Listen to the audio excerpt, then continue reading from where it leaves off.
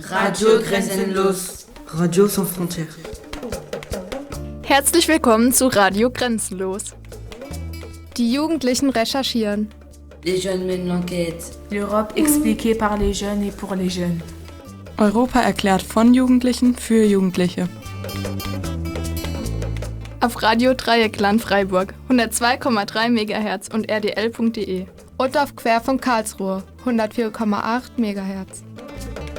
Sur Radio MNE Mulhouse 107.5 et radiomne.com.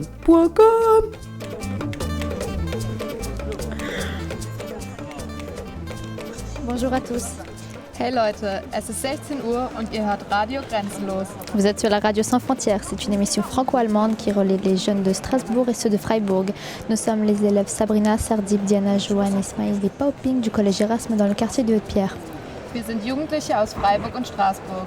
Ihr hört uns am Mittwoch, den 18. Dezember in Freiburg oder am Donnerstag, den 19. Dezember in Karlsruhe. Aufgenommen haben wir die Sendung allerdings schon am Dienstag, den 17. Dezember in der Voxbox im Straßburger EU-Parlament.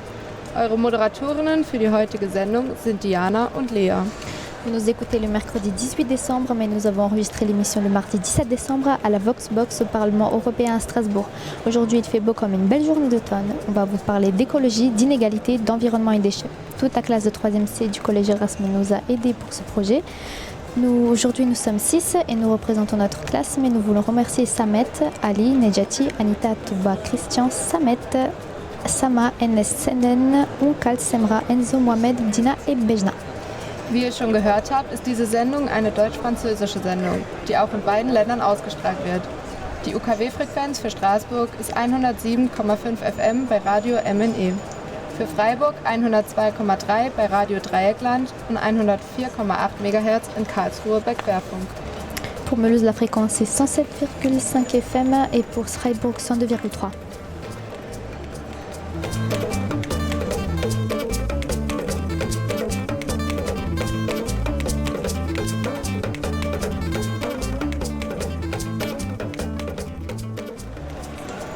Heute werden wir über unterschiedliche politische Themen sprechen, die für unsere Gesellschaft von Bedeutung sind. Diese Themen sind der Klimawandel, Ungleichheit und Umwelt und Müll. Nous allons parler de 3 thèmes politiques. Thème 1, le changement climatique. Thème 2, les inégalités sociales et culturelles. Thème 3, l'environnement. Nous allons maintenant écouter Sabrina, Sarah et Katharina qui vont nous parler du changement climatique. Nun hören wir Sabrina, Sarah und Katharina, die über das erste Thema Klimawandel sprechen. Bonjour, guten Tag, chers auditeurs et auditrices, liebe Zuhörer. Vous êtes sur Radio Sans Frontières. Sie hören Radio Grenzenlos. Wir sind Katharina, Sarah et Sabrina. On va vous parler du réchauffement climatique, un sujet très actuel en ce moment. Dans les prochaines minutes, vous écouterez notre vision sur le réchauffement climatique, les conséquences au niveau de la société et dans quelques secondes, nous écouterons notre micro-trottoir dans les rues de Strasbourg. Heute berichten wir über den Klimawandel, der Frage, wann und wodurch er entstanden ist, den Themen Klimaflüchtlinge und der Änderung der Lebens- und Denkweise. Nun folgt eine Umfrage. Wir haben die Leute zunächst gefragt, was für sie der Klimawandel bedeutet. Écoutons cela tout de suite. C'est le dérèglement de la température. Ça m'intéresse pas. C'est quelque chose de grave, quelque chose de réel. C'est la planète qui se réchauffe, la pollution, tout ça. C'est pas bien et ça sera surtout pas bien pour vous, les jeunes. C'est une hausse de la température mondiale à cause de l'action humaine, comme les énergies fossiles, la surconsommation peut-être. C'est qu'il y a plus de saison, il fait très chaud en automne encore, comme on a vu il faisait 25 degrés en octobre, ou en hiver, soit il fait très très froid, genre dans les moins 15 degrés, soit il fait très chaud, donc c'est complètement déréglé et tout ça. C'est toutes les difficultés que nous rencontrons, tous les problèmes. Et je suis de la Guadeloupe, je suis de passage ici. Et chez nous, il y a une trombe d'eau, une sorte de tornade dans la mer. Moi, je pense qu'avant, qu'on ne voyait pas tout ça. Donc, le danger, il est partout maintenant. Le risque zéro, il n'existe plus nulle part. Et l'homme n'a pas encore compris qu'il y a urgence maintenant à changer les dômes. On va se retrouver dans des situations catastrophiques et voilà. Wir haben die Leute danach gefragt, was man gegen den Klimawandel tun kann.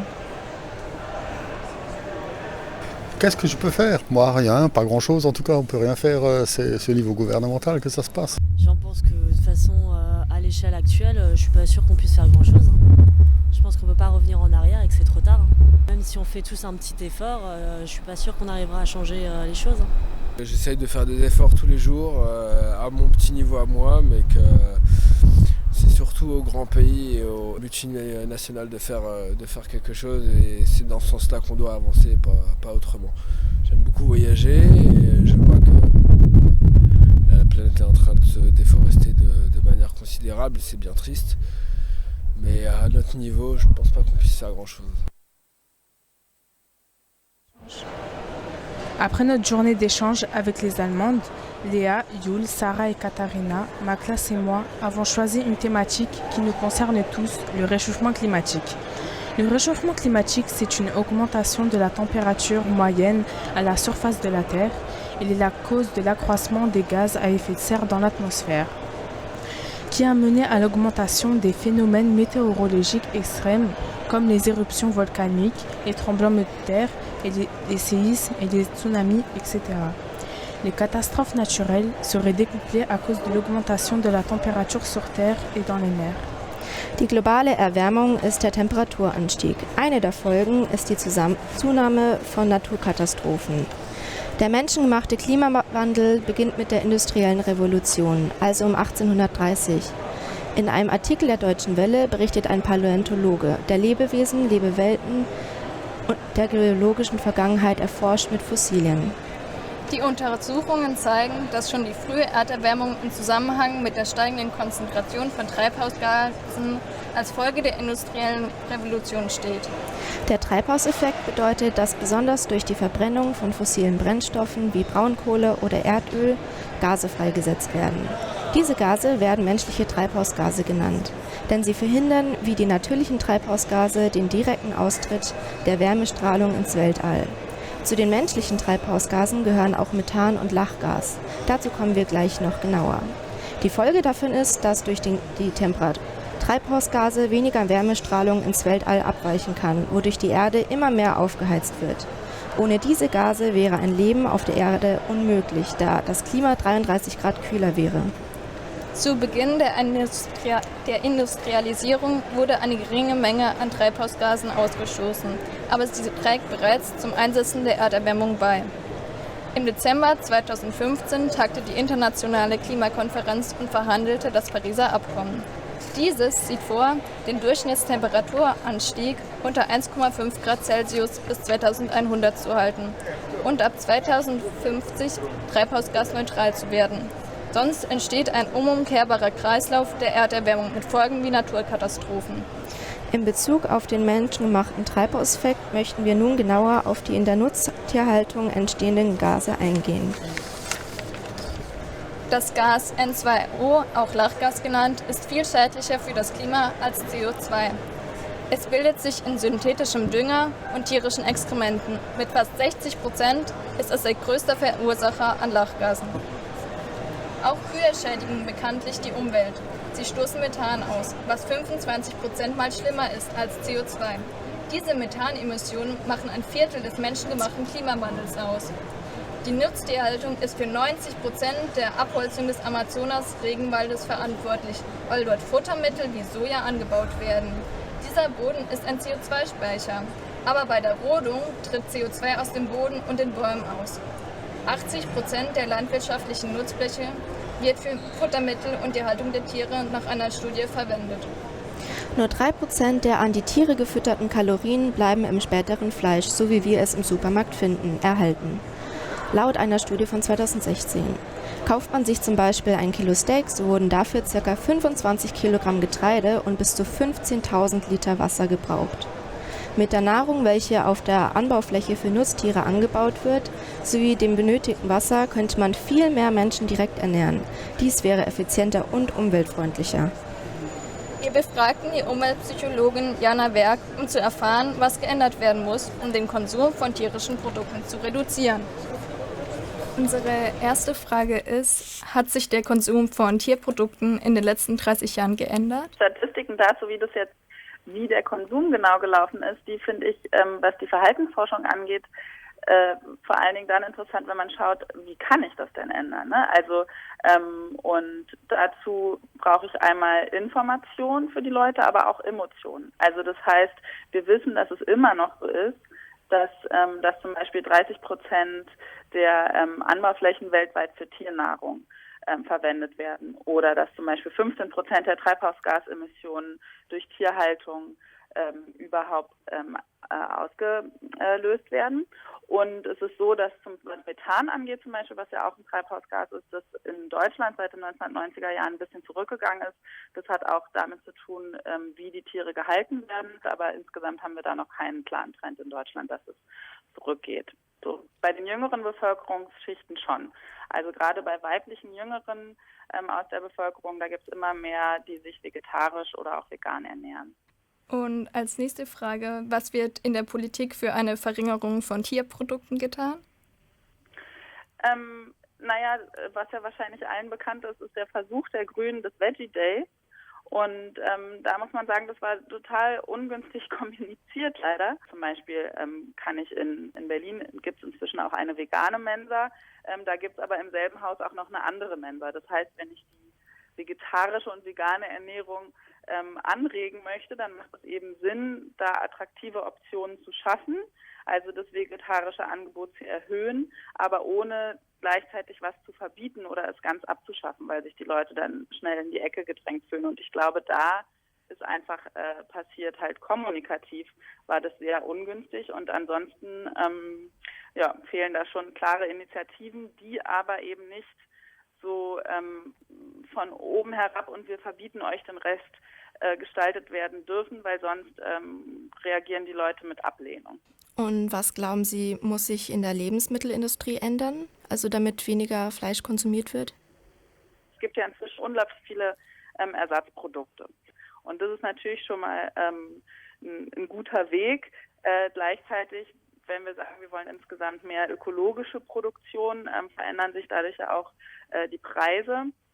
Ich glaube aber, dass es vor allen Dingen eben interessant ist, wie kommuniziere ich mit den Verbraucherinnen und Verbrauchern. Also nehmen wir mal Restaurants, die sind ja Teil der Lebensmittelkette. Und es gibt Studien, bei denen sehen wir, wenn das Vegane oder das Vegetarische als normale Option auf der Speisekarte steht und dann muss der Besuchende des Restaurants eine Fleischoption wählen, dass dann auch bei Leuten, die normalerweise Fleisch essen, es zurückgeht. Also weil das ist einfach viel praktischer, das zu nehmen, wie es da steht und es müssen einfach attraktive Angebote geschaffen werden, dass auch Leute, die jetzt nicht aus Grundüberzeugung diese Nahrung wählen, sie aber trotzdem wählen, weil es einfacher ist, weil es attraktiver ist, weil es praktischer ist, weil es günstiger ist. Also die vegetarischen Optionen, wenn wir von vernünftiger Tierhaltung sprechen, werden ja auch günstiger. Also da gibt es schon einige Stellschrauben. Unsere letzte Frage ist, ob es noch mehr Aufklärung bräuchte, wie es bis jetzt ist.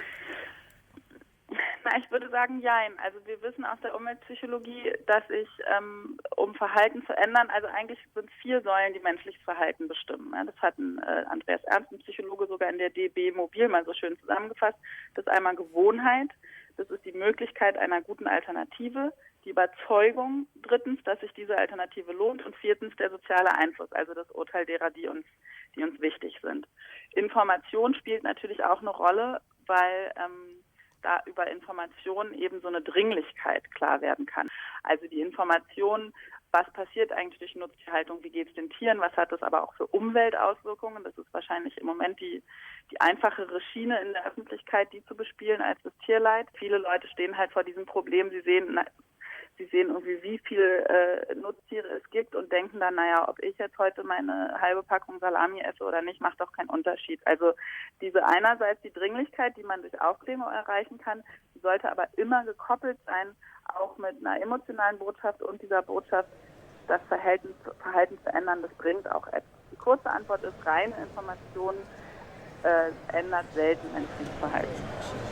Une des conséquences du changement climatique est l'apparition de réfugiés climatiques qui génèrent des débats politiques. Mais commençons par la définition. Les réfugiés climatiques sont des personnes qui doivent quitter leur lieu de résidence en résidant dans la dégradation de l'environnement. La terminologie de ce mot vient justement de journalistes et de photographes qui avaient commencé leurs investigations sur ce sujet en 2002 et qui semblent avoir diffusé l'expression ou qui l'auraient utilisée en France pour la première fois. France Culture publie le 28 septembre 2017 dans le Journal des idées par Jacques Mugny, nommant leur sujet les réfugiés climatiques, je cite, « L'impact du climat sur les mouvements de population à travers le monde est déjà une réalité frappante, qui touche des millions de personnes.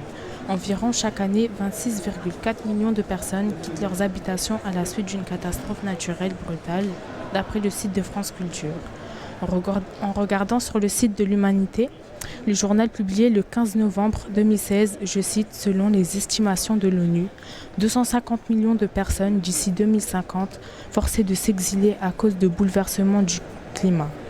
Un enjeu humanitaire et géopolitique majeur, pourtant soigneusement mis de côté dans les négociations internationales.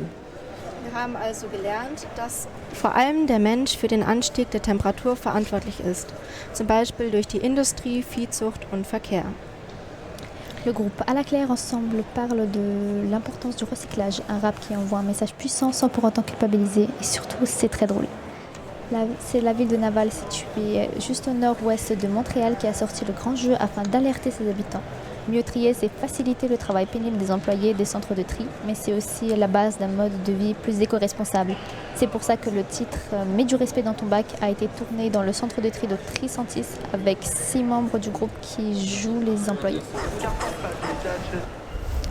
Nous sommes de retour dans l'émission Radio Grenzenlos, Radio Sans Frontières. Nous venons d'écouter « Mets du respect dans ton bac » du Québécois À la Claire Ensemble. Vous êtes toujours sur la radio MNE du radio Dreieckland. Nous allons passer au deuxième groupe qui va nous parler des inégalités. Das war Mets du Respect dans ton bac von der Band À la Claire Ensemble. Jetzt kommen wir zu unserem zweiten Thema, bei dem es um Ungleichheit gehen wird. Bonjour.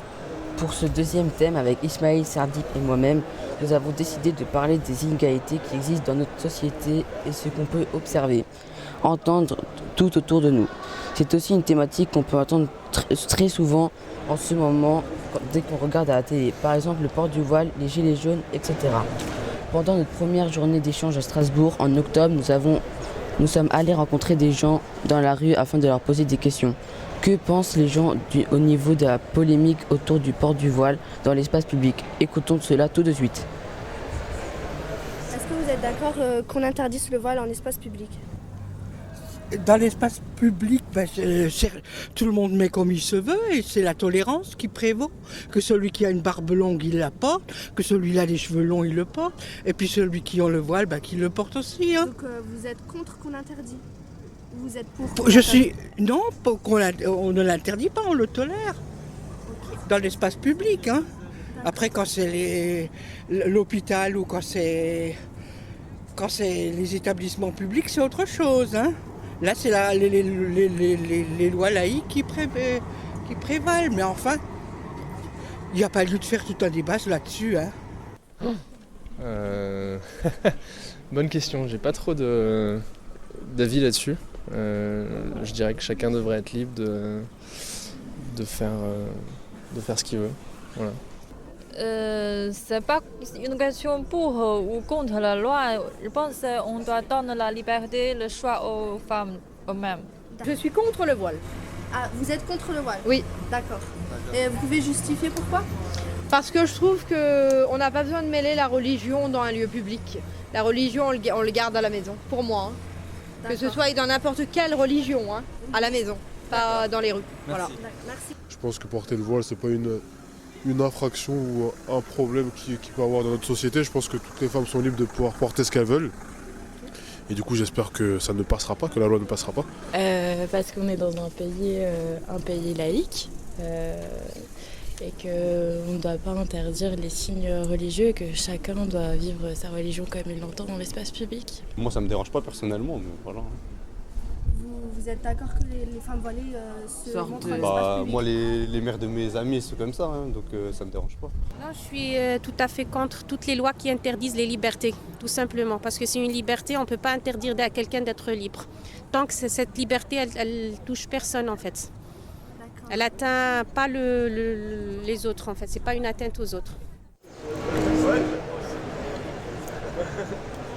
La majorité des personnes que nous avons rencontrées sont contre cette proposition de loi. Cette question nous a interpellés pour notre thème sur les inégalités car en allant dans la rue, nous avons remarqué que les gens ont conscience des droits et des libertés de chacun. Je laisse la place à Johan et Ismaël pour leur interview. Bonjour, nous avons travaillé sur un projet intitulé Radio Gresenlos ou Radio Sans Frontières. C'est un projet franco-allemand. Avec mon groupe, nous avons choisi la thématique autour des inégalités sociales et culturelles. En effet, tout le long de la préparation, nous avons fait des recherches qui nous ont menés à faire des micro-trottoirs. Pour savoir l'avis des personnes, nous sommes en direct du Parlement européen à la Voxbox pour un interview avec une eurodéputée qui nous a rejoint sur le plateau. Bonjour Madame Selima Yendou. Bonjour. Vous êtes donc européenne du Parti Europe Écologie Vert. Nous sommes ravis de vous rencontrer. Notre équipe vous remercie beaucoup d'avoir accepté notre invitation. Nous souhaitons vous poser des questions sur les inégalités et sur les fonctions d'eurodéputé. Qu'est-ce qui vous a donné l'envie d'être eurodéputé ? Alors, effectivement, cette envie, elle n'est pas arrivée il y a un an. En fait, déjà toute petite, donc moi j'ai grandi dans un quartier défavorisé du 93, à Aulnay-sous-Bois. Et rapidement, j'ai pris conscience de ces inégalités, que je les vivais, mais aussi que je pouvais faire quelque chose. Donc mon engagement, il a commencé très très tôt, à l'âge de 16 ans. J'ai monté une association d'aide aux devoirs pour les enfants de mon quartier. Et puis petit à petit, je suis arrivée à... Déjà, ça m'a permis de choisir mon métier, qui était d'être enseignant. Et rapidement, je me suis aperçue qu'il fallait que je prenne des responsabilités si je voulais pouvoir changer les choses, ou en tout cas dire, donner mon opinion. Et c'est comme ça que, en parallèle de la voie professionnelle, où j'ai pris de plus en plus de responsabilités pour pouvoir justement changer les choses, en même temps, je me suis engagée en politique, parce que j'ai bien compris que la politique, c'était là où se décidait un peu tout.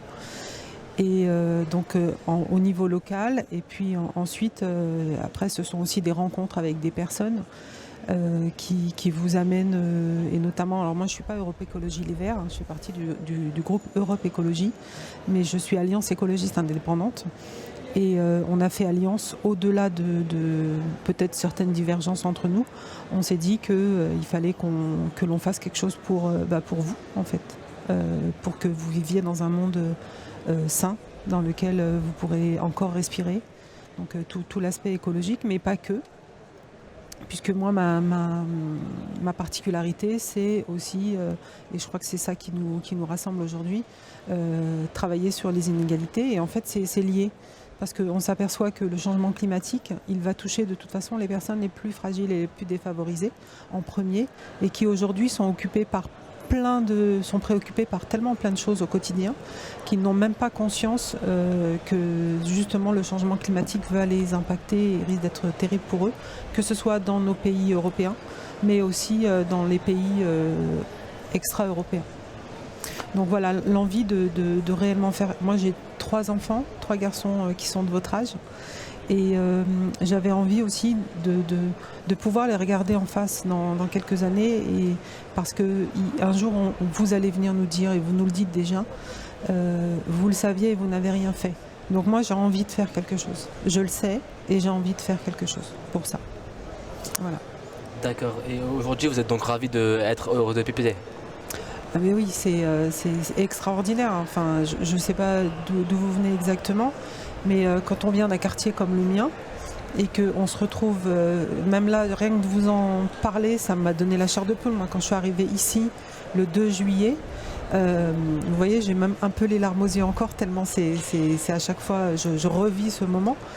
Je ne suis pas entrée tout de suite, je suis restée dans l'entrée et j'ai regardé ce bâtiment et je me suis dit, mais toi, tu es là en fait. Toi, aujourd'hui, tu fais partie des 75 personnes élues pour la France et tu vas représenter, en tout cas avec les 750 personnes, autres députés, des 500 millions de personnes. C'est incroyable. Et si on m'avait dit ça à votre âge, mais j'aurais jamais cru que c'était possible. Donc aujourd'hui, à travers déjà votre thème des inégalités, moi ce que j'ai envie de dire à tous les auditeurs, c'est de votre âge, et peut-être un peu plus vieux aussi, de leur dire tout est possible. En fait, tout est possible. Il faut rien fermer, il faut y croire, il faut travailler aussi, parce que j'ai quand même travaillé. Il faut s'investir aussi pour les autres, parce que c'est ça aussi, hein, être dans la politique, c'est pour moi, faire de la politique, c'est prendre le destin des autres entre ses mains. Et ça, c'est un poids très important. Donc oui, tout est possible, il faut y croire. D'accord. Voilà. Je vais laisser la parole à mon collègue Johan pour vous poser la prochaine question. Merci. Qu'est-ce que vous ressentez en ayant une telle fonction au sein du Parlement européen ? Je vais un peu répéter, c'est très émouvant, parfois c'est un peu lourd, parce qu'on se dit que on a le destin de 500 millions de personnes, et puis on s'aperçoit, parce que c'est vrai que je connaissais un peu l'Europe, mais de très loin, et quand on est là, par exemple, une fois il y avait eu un vote très important, notamment concernant la protection des migrants en mer Méditerranée, la possibilité de faire des corridors pour aller les récupérer et ne pas les laisser se noyer. Et on s'est aperçu qu'on a perdu ce vote à 3 voix. Donc c'est vraiment rien. Et en même temps, on se dit que toutes les voix comptent. Et ce jour-là, pour moi j'en ai pleuré, hein, tellement c'était dur pour moi de perdre ce vote. Et on se dit, mais c'est pas possible, on aurait dû faire plus pour que ces 3 personnes soient là et qu'elles votent pour protéger toutes ces personnes qui meurent tous les jours dans la mer Méditerranée. Donc on est une petite goutte d'eau quand même, on est 1 sur 750, mais on peut aussi faire bouger pas mal de choses. Donc c'est un poids et une fierté. Ok, merci. Et vous pouvez nous parler de votre parcours ?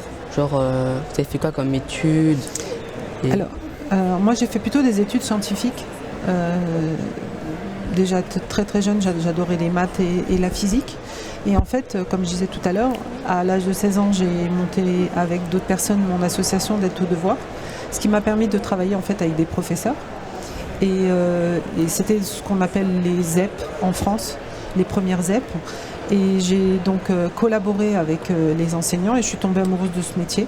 Donc du coup, j'ai laissé tomber tout ce que j'ai fait en sciences.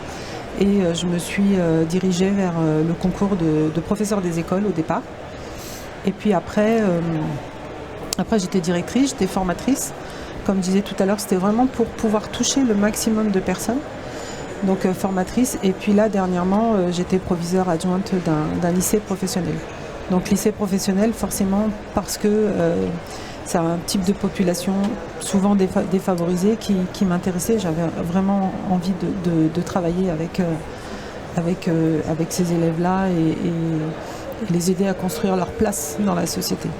Donc voilà pour ce qui est de ce parcours. Et après, en parallèle, le parcours politique de manière locale.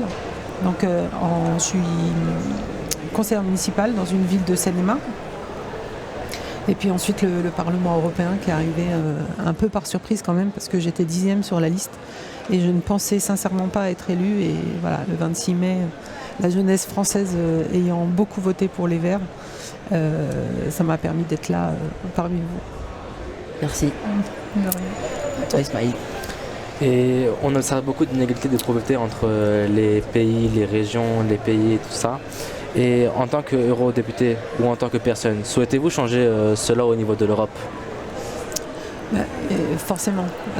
Si j'ai travaillé ça au niveau local en France, c'est aussi aujourd'hui pour pouvoir le travailler à l'échelle européenne. Et par exemple, il y a des pistes de travail sur lesquelles on pourrait s'orienter, comme aller voir, en fait, ce qui est intéressant, c'est d'aller voir ce qui se fait dans chaque pays et les bonnes choses, se dire ça serait bien qu'on les généralise à tous les pays européens, comme par exemple un SMIC, pourquoi pas un SMIC européen qui mettrait tout le monde au même niveau et qui remonterait les pays qui sont les plus défavorisés. Pour la santé aussi, on pense à ça. En France, on a la chance encore d'avoir un système de santé extraordinaire, mais qui commence à être malade aussi. Donc pourquoi pas réfléchir à un système de santé européen qui permette et qui soit même mieux que le système français, puisqu'il est malade, donc comment l'aider à... Mais ce modèle-là est extraordinaire, il est pratiquement unique dans le monde. Il permet à tout un chacun d'aller à l'hôpital et de se faire soigner, qu'il ait des moyens ou pas, qu'il ait la couleur de peau, peu importe, on s'en moque. On soigne les gens quand ils se présentent. Et ça, c'est extraordinaire. Quand on va aux États-Unis, on n'est pas du tout dans ce modèle-là. Donc voilà, c'est un exemple français que l'on peut... Deux exemples français, parce que ce sont ceux que je connais le mieux. Mais ce qui est extraordinaire à l'Europe, c'est que finalement, on s'ouvre sur d'autres fonctionnements et que on questionne ces fonctionnements pour optimiser, trouver le meilleur pour tous. Et la laïcité, juste avant, on a parlé un petit peu de laïcité, et c'est un sujet qui est très intéressant, puisque en France, on dit la laïcité, mais en fait, il en existe plusieurs formes. Il suffit de prendre déjà peut-être les pays anglo-saxons, qui eux ont une autre forme de laïcité, et ça permet de confronter et peut-être de trouver encore une autre forme de laïcité qui serait bonne pour tout le monde. D'accord, ce sera tout pour ces questions. Je vais laisser la parole à Sardip pour vous remercier. Merci Madame Salima Enbou pour vos réponses et votre temps. On vous propose d'écouter la chronique de Ismaïl et Joanne. Merci, oui, j'écoute avec attention. Quand on a commencé à faire des recherches autour de la thématique des inégalités, nous avons évoqué beaucoup de préjugés dans notre groupe de travail. Nous avons décidé de faire une chronique ironique autour des préjugés que nous pouvons entendre entre les femmes et les hommes. Mais pourrons-nous parler des femmes? Elles n'en valent pas la peine. Elles ne savent que faire le ménage, c'est nous qui avons le pouvoir. Non, c'est pas vrai. C'est maman qui commande un geste travers et c'est la punition. Ah bon? Et regardez, la moitié de ce plateau est féminin. Comment ont-elles fait pour nous venir? Elles ne savent pas conduire. Ah ben, moi c'est ma mère qui m'a ramené. T'as de la chance surtout d'être venu à l'heure et en bon état. Elle est venue avec quoi comme voiture avec son vieux salaire? Une Clio 2? De toute façon, elle va pas s'acheter une Porsche ou une Ferrari vu son salaire. Bon, c'est bon, arrête de te moquer des femmes là. Tu vas pas te mettre à pleurer comme une fille. Bon ben, vu que tu ne comprends pas, ben je jette l'éponge. Oui, j'ai raison et les femmes ne comprendront pas ton anecdote sportive. Nous avons fait une chronique pour représenter l'inégalité entre les hommes et les femmes. Tout ça pour dire que les inégalités doivent s'arrêter. Voilà, notre chronique se termine et on laisse place aux filles. Vous êtes toujours sur la radio Sans Frontières et nous enchaînons avec le dernier groupe qui va nous parler de l'environnement et des déchets avec You, Pao Ping et nous-mêmes. Wir sind wieder zurück bei Radio Grenzenlos und machen direkt weiter mit der letzten Gruppe und dem Thema Umwelt und Müll.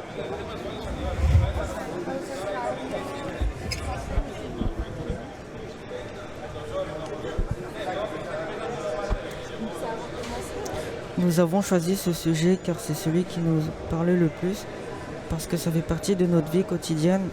En France, d'après le site internet Futura Science, les habitants jettent en moyenne 354 kg de déchets par habitant dans sa poubelle. À cela s'ajoutent les déchets produits par l'industrie et les entreprises et par l'agriculture au total. La moyenne de déchets produits par les Français avoisine les 14 tonnes par an. Environ un tiers est incinéré, un tiers est valorisé, recyclage, compostage ou méthanisation, et un tiers est mis en décharge. On s'est posé les questions suivantes. Qu'est-ce que le tri des déchets? Est-ce que vous triez vos déchets? Comment faire pour limiter les déchets? Est-ce que la politique peut intervenir? Nous allons aller à la rencontre des gens dans la rue pour savoir comment ils font pour trier leurs déchets. Écoutons cela tout de suite. Was ist Abfalltrennung? Sortieren Sie wir? Wie kann man die Verschwendung begrenzen? Kann die Politik eingreifen? Wir gingen zu Leuten auf der Straße, herauszufinden, wie sie ihre Abfälle sortieren. Lasst es uns gleich jetzt hören. Que pensez-vous que l'on devrait faire pour réduire nos déchets? Plus axer l'éducation sur l'écologie dès la primaire. Was Sie denken, dass man tun muss, den Müll auf der Welt zu reduzieren? erstmal selbst nicht so viel Abfall machen und erstmal wegen Plastik. Dass man da immer so einkauft, dass also nur Obst ohne Plastik kaufe ich auch immer und geht auch. Mettre en place plus de poubelles à tri sélectif, ce qui n'est pas le cas dans la plupart des appartements au centre de Strasbourg. Pour réduire les déchets, il faut réduire ce qu'on achète. Il faut réutiliser ce qu'on achète.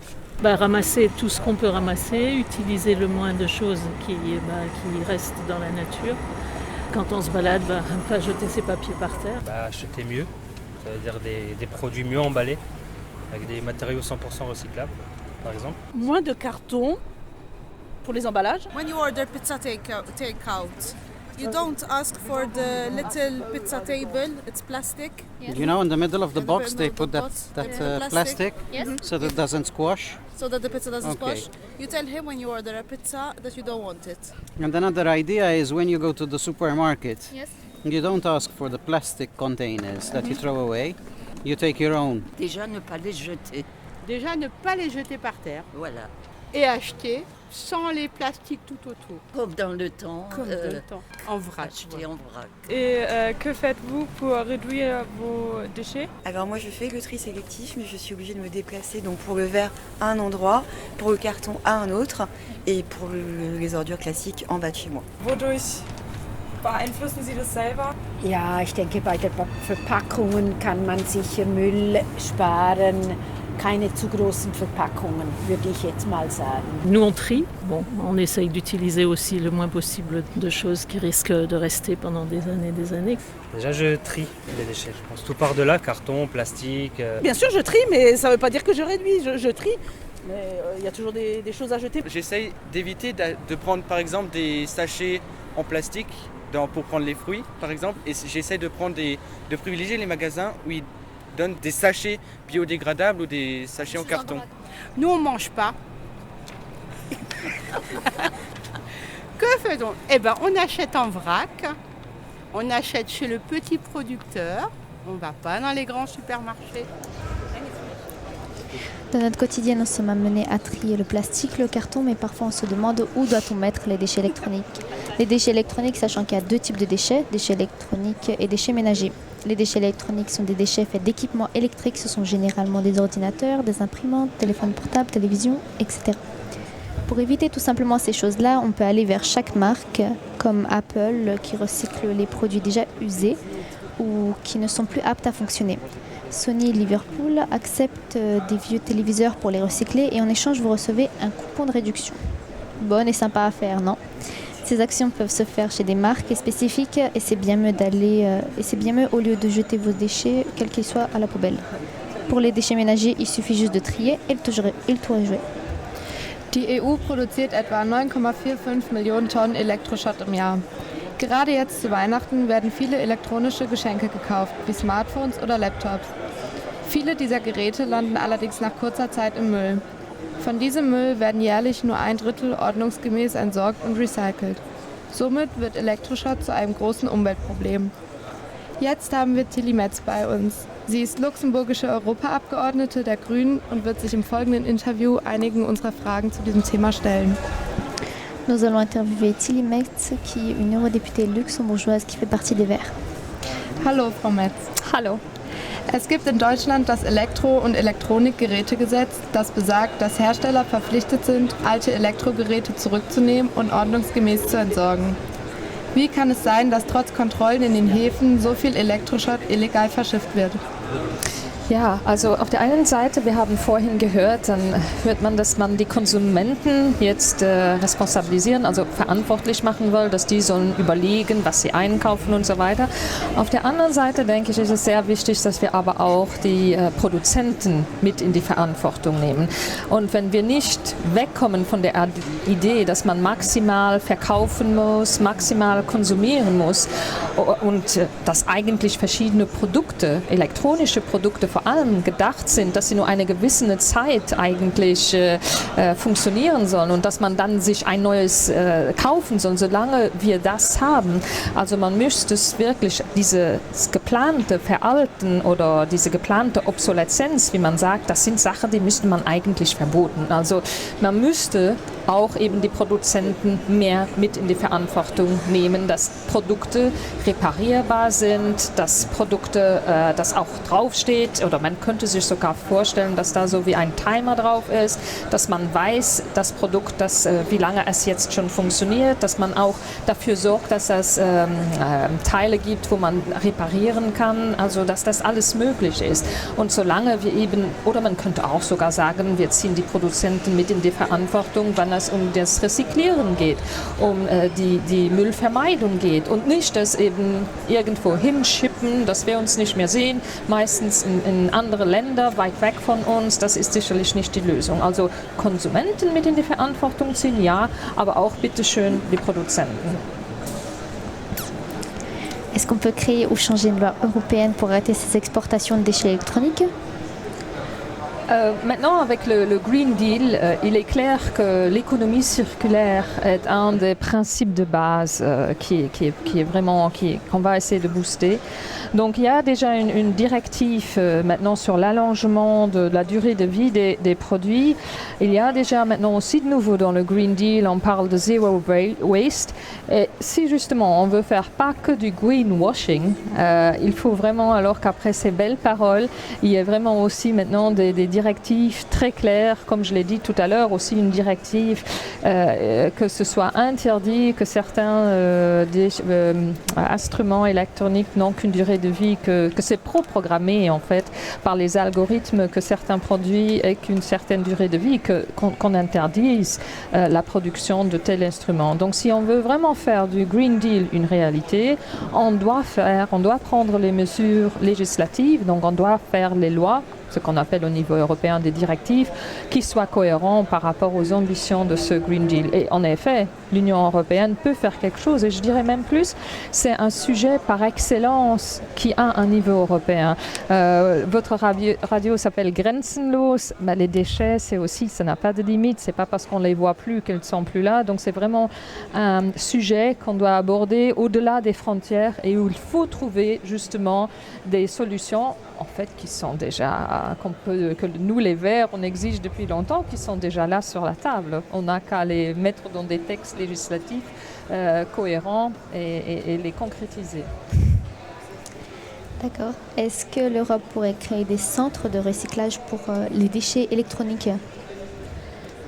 Je pense que c'est quelque chose qu'il faut attaquer au niveau local, mais il faut que l'Union européenne fasse des recommandations au point de vue recyclage très claires par rapport aux États membres et fasse en sorte aussi que les produits soient recyclables. Et là, de nouveau, on est dans la libre circulation des objets et de la consommation. Et là, je peux tout à fait m'imaginer qu'il y ait des directives qui exigent que les produits soient réutilisables ou retransformables, même si on n'utilise pas de la même façon, mais qu'on puisse les réutiliser au fil du temps, que ce ne soit pas quelque chose nice to have, mais que ce soit vraiment une obligation pour les produits fabriqués et importés dans l'Union européenne.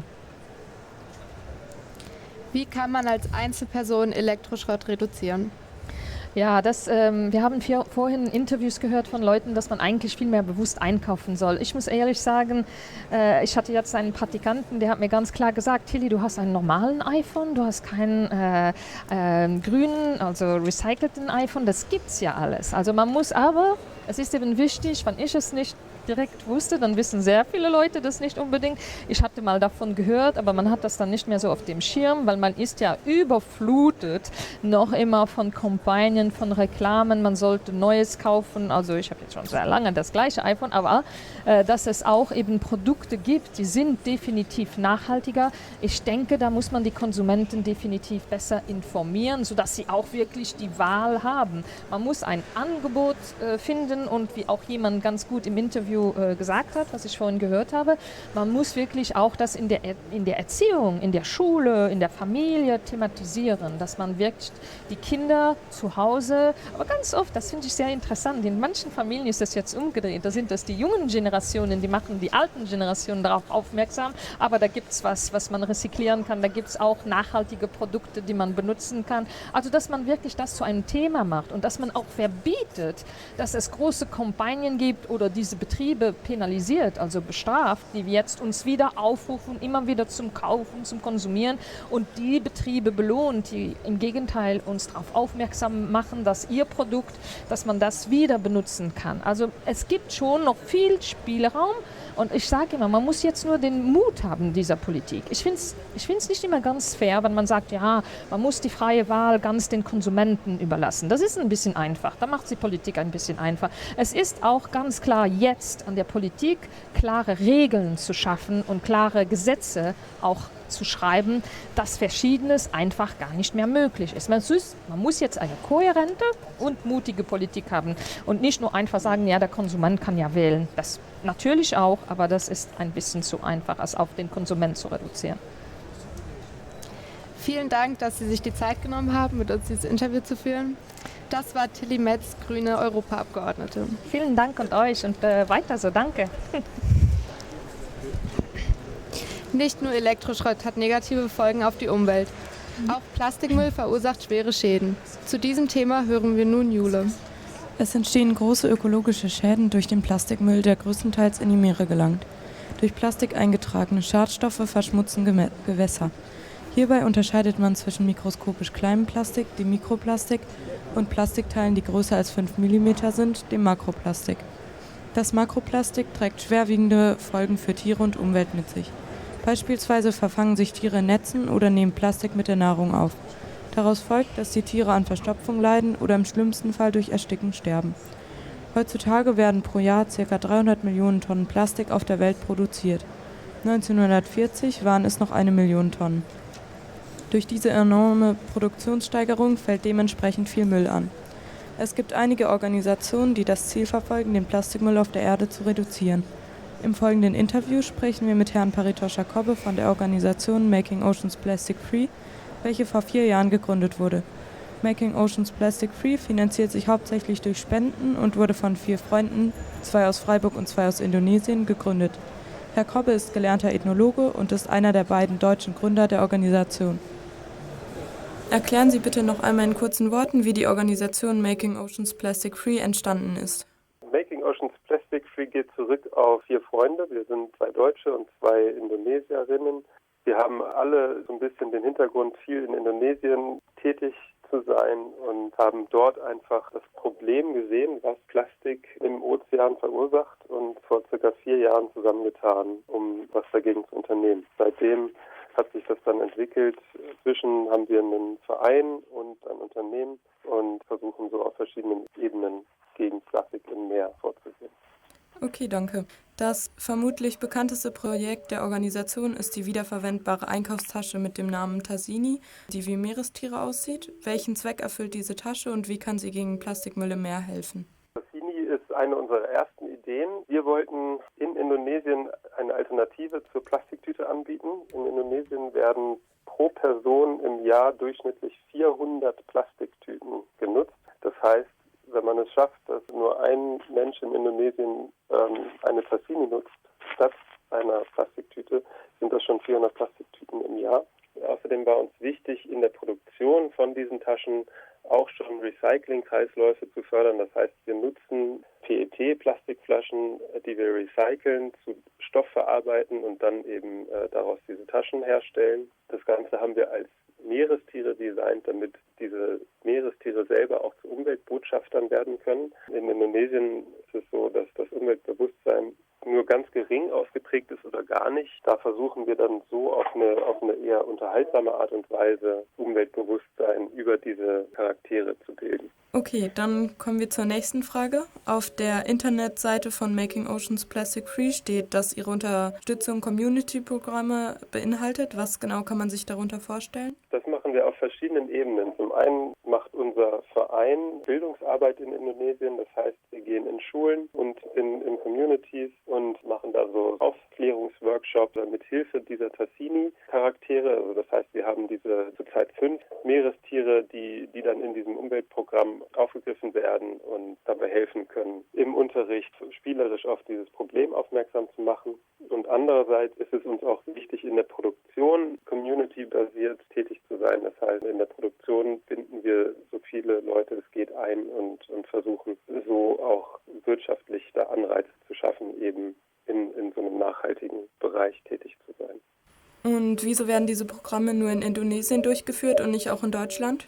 Wir machen auch Sachen in Deutschland, allerdings liegt der Schwerpunkt ganz klar in Indonesien. Das liegt vor allem daran, dass unser Team deutsch-indonesisch ist und zum anderen ist es so, dass Indonesien die zweitgrößte Quelle für Plastik in den Ozeanen ist. Das heißt, in Indonesien haben wir einen besonders großen Hebel, dieses Problem anzugehen, weshalb wir unsere Arbeit ein bisschen auf Indonesien konzentrieren.